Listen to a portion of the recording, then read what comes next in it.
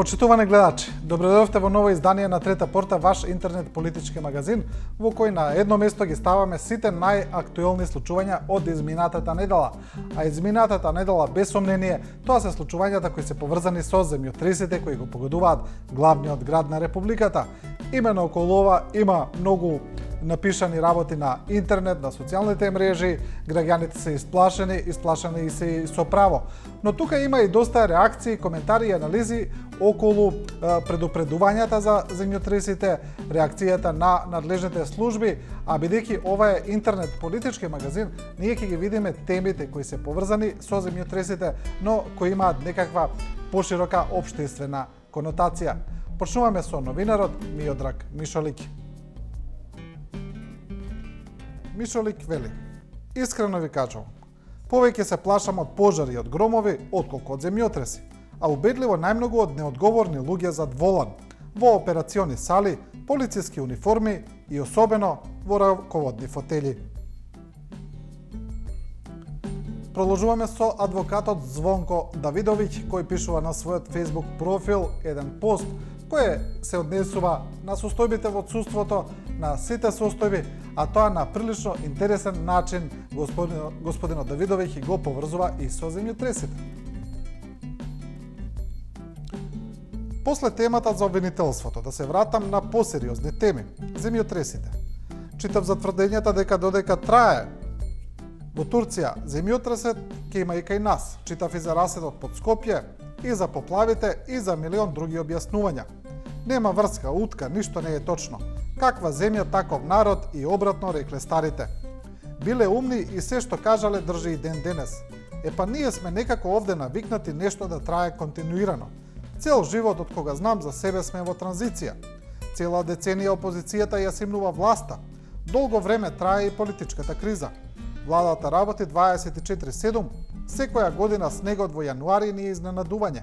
Постојано не преслушкуваат, а внатрешниот и надворешниот непријател никогаш не спијат. Судот, кога и да видиш, работи во постојано заседание, а полицијата апси или апси. Владите постојано протестираат, ама власта е уште постојано глува. Кога сето ова со години постојано трае, што се чудиме за земјотресите што траат, и на нив полека се навикнуваме, како и на се друго. Кај нас се тресе долго. Тоа е ставот на Звонко Давидовиќ, а и стравот. Одиме со друг Facebook статус, овој пат на Марија Смилевска, која вели: по земјотресот во 1963 година, веднаш во Скопје дојде Тито, како татко на земјата, со голема грижа и сочувство ги смируваше граѓаните. Се презедоа мерки за расчистување, помош и згрижување. Тоа на сите ни влеваше осет дека не сме оставени сами и дека некој се грижи за граѓаните. И да не должам каде се сега нашеве, председател, премиер и други татковци во наводници, да кажат барем еден збор на грижа за својот народ, како што го нарекуваат. И во овој контекст одиме со уште еден пост кој се однесува на поранешниот председател на СФР Југославија Јосип Броз Тито. Игор Бојаджиев вели на Facebook: кратко и јасно, порака, но и барање. Буквите на Тито на стара железничка да ги вратите. Ова доаѓа, нели, по отстранувањето на буквите на Тито некаде во 2010 година, без некакво посебно образложение, со образложение дека тие треба да се исчистат, да се санираат, но ден денес тие букви на старата железничка не се вратени. Одиме со режисерката Ана Глегорова, која сега пишува за начинот на градење и за начинот пред на урбанистичко планирање.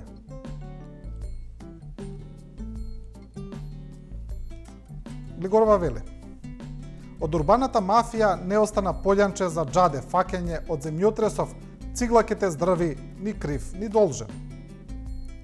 И тука ќе видиме дел од коментарите. Еве тука има еден пост за жителите на Карпош, кои на неколку локации протестираат за урбанизацијата на нивната општина, а еве еден коментар кој го цитира архитектор Живко Поповски, негова изјава дадена во 2004 година. Во Скопје на 1 хектар треба да има од 250 до 400 жители. Денес има над 800, што според нормативите за трусни подрачја е недозволиво. Техничките прописи велат дека во случај на мал потрес, расипана инсталација или прскање на водовод, жителите треба да можат 2 до 3 дена да живеат во својата околина, додека не се санира штетата, да не дојде до ширење во случај на пожар, да не се затрупа слободниот простор ако пак удри силен земјотрес, да има пристап за механизација, брза помош. Тие прописи мора да се почитуваат. Ние само доградуваме и надградуваме. Она што е направено со Дебар Мало, Буњаковец и така натаму е катастрофа. Тоа е злосторство. Живко Поповски, 27 јули 2004 година.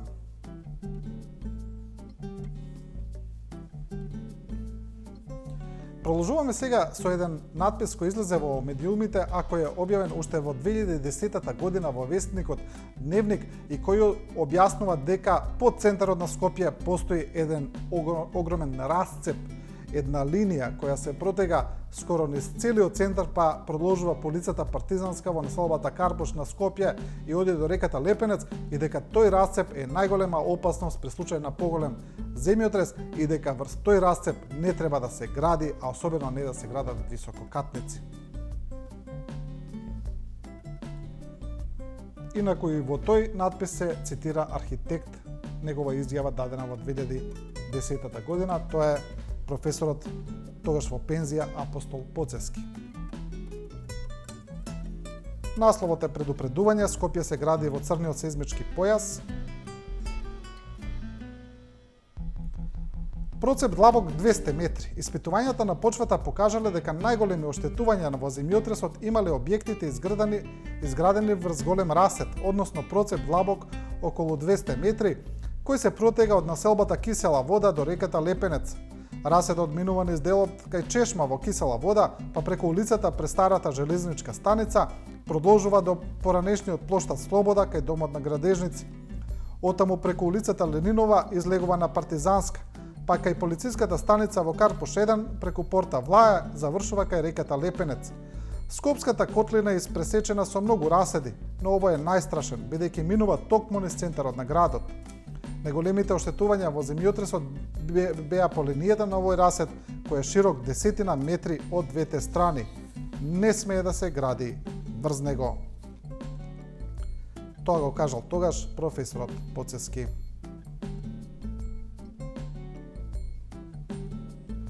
Одиме со новинарот Драган Антоновски, кој сега пишува за образованието на децата во случај на земјотрес. Или јас сум бегал од часови, или не паметам, ама за обука за како да се заштитиш од земјотреси и непогоди, имаше само во рамките на тоа СВОС или како се викаше во школо нешто по тоа домакинство. Во комуњарско време, како би рекле новите демократи, и толку. Сега децата го немаат ниту тоа. Нашето образование се бави со тоа само колку универзитети ќе отворат за да секој може да биде ректор, професор или магистер, или кој од која партија да биде директор. Кој ќе ги печати или пишува книгите, а она што е елементарно образование е елементарна непогода. И сега паника. Е паника, ама не од земјотресот, туку од недокваканоста и некомпетентноста на институциите, од недовербата и неписменоста на тие кои ги соопштуваат, од дебилноста на медиумите кои се и се што пренесуваат, паника од она што значи неодговорност. Тоа е всушност нашиот земјотрес, кој не истресе сите за да ни покаже колку сме немокни и дека овде всушност нема кому да веруваш и нема кој да ти помогне. Потоп или земјотрес, се едно немоки. Емисијата ја продолжуваме со уште еден новинар, тоа е Зоран Бојаровски, кој својата колумна ја нарекува државен фуш во сите области, па и во она што следува после силни земјотреси или воочи земјотреси.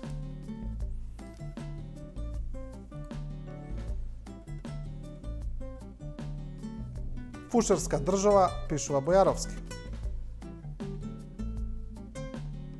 Фуш насекаде околу нас, од медиуми преку Скопје 2014 и фушерска политичка криза до објаснување земјотреси. Тоа е резултат на медиумскиот фуш. Сакате ли да зборуваме за градежништвото во Македонија, за најголемата инвестиција на владата Скопје 2014 вредна 650 милиони евра досега? Фонтана која не работи, фасади од стиропор, мост кој распукува, ограда која рагјосува, објекти кои се дават во вода. Ова се само дел од аномалиите на контроверзниот проект Скопје 2014. Во изминатиот период се тема на критики на јавноста и дел од познавачите. Архитектите не сакаат да коментираат колкав ќе биде рокот на траење на објектите, фасадите и на другите елементи, но велат очигледно е дека е градено на брзина и неквалитетно. Фушерски, барем кај градежниците, овој термин е прилично добро познат. Ето, тоа го пишува Зоран Бојаровски.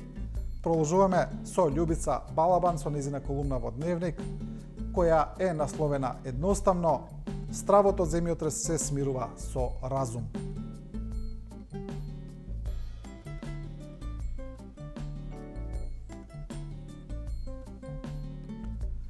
Во цела оваа вознемиреност, на одреден начин добро е што колку толку ги обновивме знаењата за заштита во вакви случаи на елементарна непогода.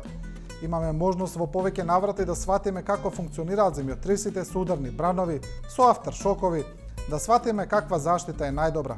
Се види дека во најголем број ситуации, а најдобро е да се остане дома, се разбира доколку објектот е асеизмички граден, односно дека е најризично да се бега преку скали, балкони со лифтови, пишува Балабан. Продолжуваме со незиниот колега Бранко Ѓорѓевски, кој исто така има едноставен и јасен наслов "Очет пред природата".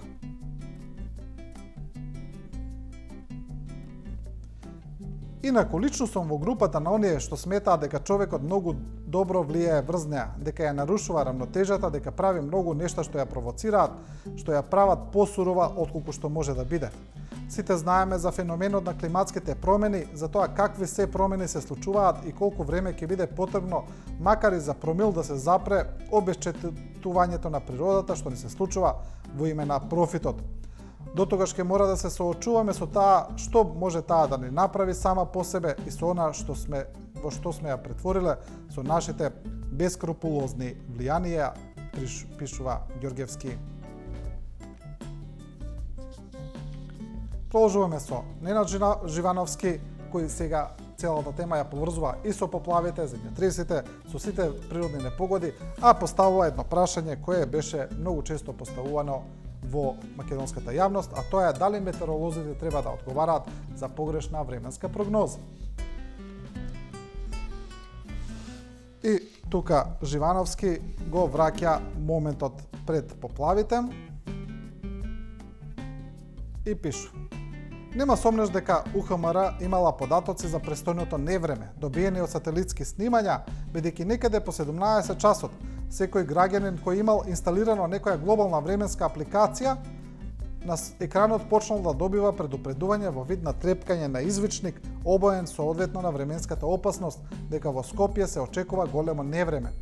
Алертот се изгубил од екранот дури околу полноќ.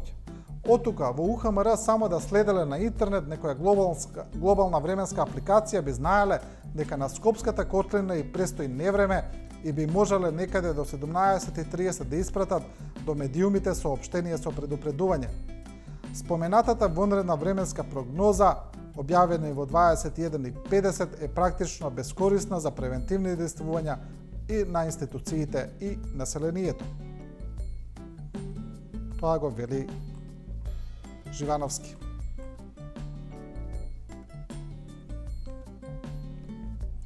Одиме со Билјана Ангеловска, која вели земјотресите, поплавите и урбанизацијата.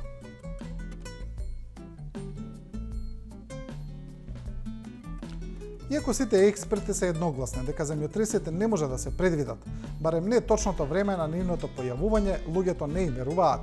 Но стравот веројатно го оправдува револтот, па оттаму и обвинувањата дека стручњаците морале да имаат предвид поплавата и да ги предупредат граѓаните дека ќе следува земјотрес. Бадиела се експертските објаснувања дека земјотресите и поплавите не се поврзуваат, дека водата од поплавата не може да продре толку длабоко во почвата да предизвика поместување на тектонските плочи и да настане земјотрес. Граѓаните не веруваат, а треба. Македонија има исклучително добри градежни инженери и сеизмолози. Институтот за земјотресно инженерство е еден од најдобрите во Европа. Затоа да им веруваме на нашите стручњаци, пишува Ангеловска.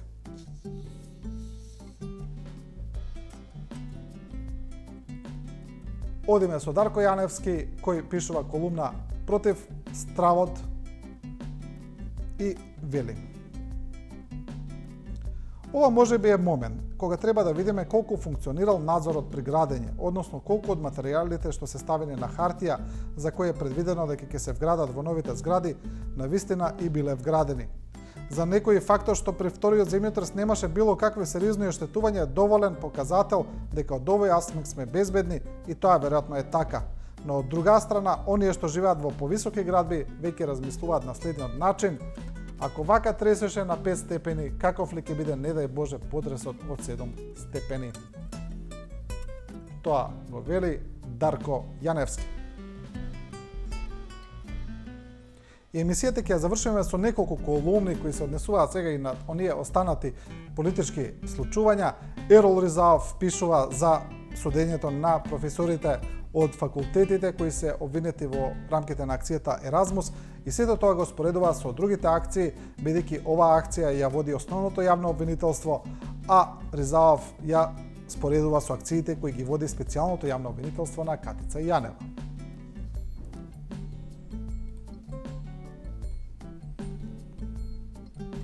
Корумпирани професори и политичари е колумната на Ризаов.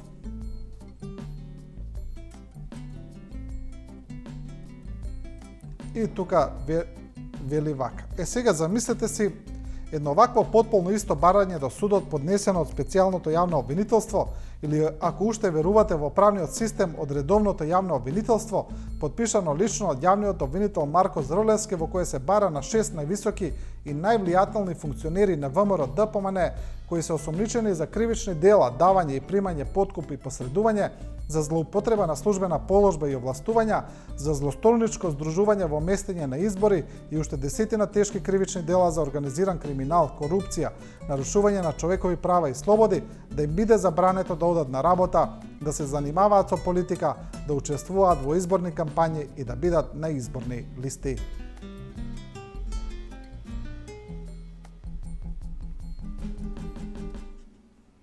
И со сличен текст оди и порталот Сакам да кажам, кој прави сега една слична паралела, една слична споредба со онаа одлука која е донесена за битолскиот градоначалник Владимир Талески.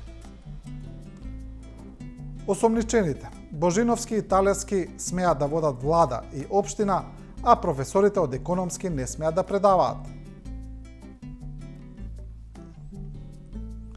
Професори и асистенти од Економскиот факултет во Скопје, осомничени за примање подкуп и злоупотреба на службената положба и овластувања, не смеат да работат и да бидат во контакт со студентите.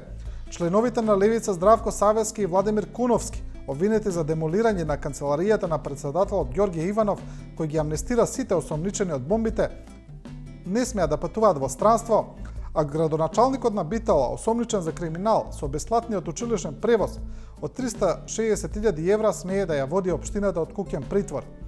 И осомничениот за изборен криминал Кирил Божиновски во случајот Титаник, за кого СЈО побара, а судот не одобри притвор, смее и натаму да биде генерален секретар на владата. Тоа го пишува порталот Сакам да кажам. Одиме со колумна на Менчата Насова Точи, која се однесува на здравството и се однесува на еден настан каде што министерот за здравство пушти нов мамограф во болницата во Кавадарци. Точи вели: време на мајтапи. Така е насловена колумната. Една ноќ пред неколку години патот ме доведе до болницата во Кавадарци. Ми требаше медицинска помош. Прашувам кој е дежурен лекар, а медицинската сестра како топ ми одговара дека е гинекологот. Како тоа гинекологот прашав? Таа само еден ден дежура за цела болница, се менуваат секоја ноќ по еден лекар, рече медицинската сестра. Слушам и не ми се верува. Болницата е огромна, 5-6 спрата, а само еден дежурен лекар и тоа гинеколог. Еден лекар на сите оделенија. Мене лично не ми требаше гинеколог, за сосема друга интервенција отидов, но помислив, што ќе се случи ако има некоја сообраќајна незгода со повредени, а во истиот момент донесат и бремена жена за породување, за царски рез, например, ќе се случи хаос. Тоа е колумната Време на мајтапи и емисијата ќе ја завршиме со колумна на Коста Стојменовски кој пишува за третиот политички блок. Стојменовски вели, третиот политички блок илузија на суетни политичари. Во последно време се заговара потреба за создавање на трет политички блок со цел режимот да се нападне од два фронта, од лево и од десно. Убеден сум дека оваа опција не е добра, особено и поради тоа што се уште не се знае кој ќе ја сочинува и кој ќе ја предводи коалицијата на десницата. Имам пречувство дека формирањето на третиот блок ќе доведе до натамошно раздробување на опозицијата со формирање на нови опозицијски партии и коалиции. Неодамна формираната партија Левица не се согласува СДСМ да биде лидер на левицата, така што не може да се исклучи можноста и таа да се обиде да создаде свој блок, пишува Стојменовски. И почитувани гледачи, со ова ја завршуваме оваа емисија на Трета порта. Но сакам да ве известам дека со ова завршува и целиот серијал на емисијата Трета порта, која се емитува веќе трета сезона, но таа дојде до својот крај. Почитувани гледачи, ние ќе се гледаме повторно на екраните на 24 вести, во нови емисии, во нови содржани, во нова форма, а до тогаш не го заборавајте мотото кое Трета порта ви го порачуваше веќе со години, а тоа е дека ние не ви ја прикажуваме големата